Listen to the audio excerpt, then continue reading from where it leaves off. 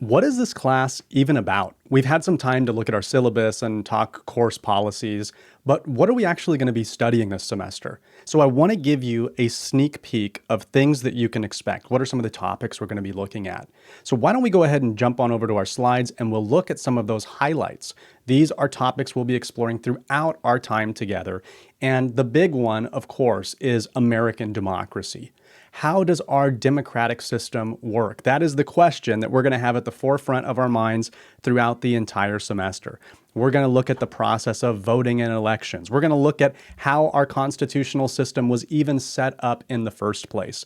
And so throughout the entire semester, by the time you leave this class, you're going to be much more knowledgeable about how our democratic system of government works. And so that's really exciting, I think.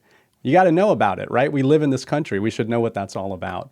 And to do that, we're going to be looking at not only democracy, but also some other ways of setting up governments. And so we'll touch upon that briefly in this first week, looking at some of the alternatives to democracy. Now, here you see soldiers in North Korea, who a lot of people say North Korea is probably like the least free country in the world. There are other ways of setting up a country besides having people vote and, having these elections and so forth. So we'll look at some of those as well. Now, throughout the class, we have to better understand our own U.S. history. If you want to understand the way that things are now, you have to understand the story of our country and how history has unfolded over these last 200 plus years. And so we're going to be looking at the good of American history. We're also going to be looking at some pretty ugly periods of our U.S. history to hopefully get a full scope of what has come before us. How did we end up with this system that we have today? And so we're going to be looking a lot at U.S. history throughout the class. Now, the next thing we're going to look at is going to be some really big topics like civil liberties. A lot of people in the United States say we live in a free country, but what does that mean?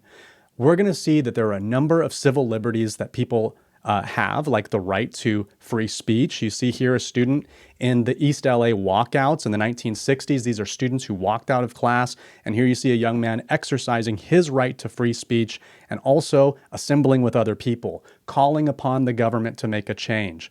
You're also free from having police just walking into your house without a warrant. There are all kinds of ways that the actions of the government are limited, and those are connected to this idea of personal freedom, which we're going to be talking about throughout the course. So you'll learn a lot about civil liberties. There's also another really important right, and that is the right to be free from discrimination based off of your race or based off of your sex. So we're going to be talking about this concept of civil rights, and we're going to go back into the history of how the understanding of civil rights has changed over time. We're going to look at our 14th Amendment. We're going to look at some social movements like the women's suffrage movement and the African American civil rights movement, particularly of the 1950s and 60s, to see how those freedoms and those rights have expanded throughout U.S. history. So some really interesting historical stuff that we're going to be looking at throughout the semester. You might also know a little bit about the political parties. Maybe you know a little bit about Democrats and Republicans. We're going to try to do a bit of a deep dive throughout the semester so you have a better understanding of what the political parties are, who are some of their key constituents, and what are some of their key beliefs, how are they structured and organized. And also, there are other parties out there like Libertarians and Green Party and others. And so we're going to be exploring those as well. So we'll spend a whole unit looking at political parties. Central to democracy is this idea of elections.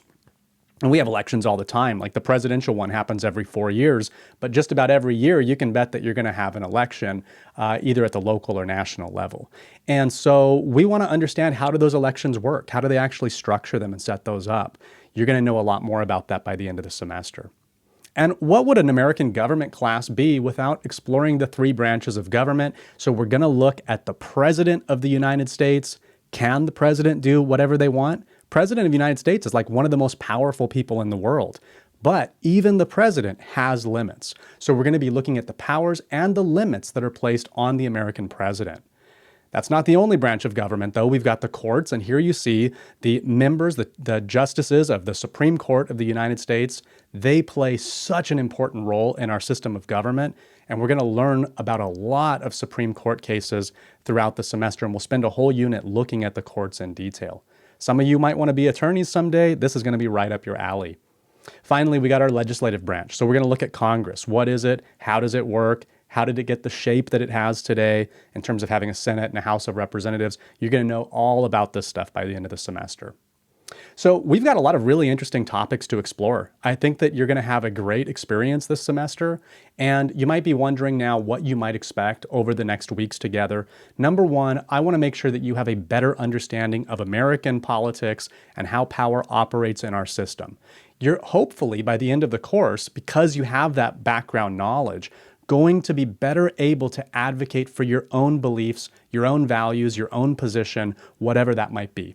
And hopefully along the way, you'll be exposed to a number of ideas throughout the political spectrum and have a better understanding even of people who you disagree with politically.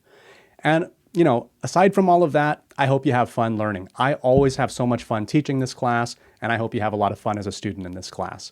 So that's what we've got. That's what you can expect this semester. You can hold me to it, and I'll see you at the next video. Thanks so much.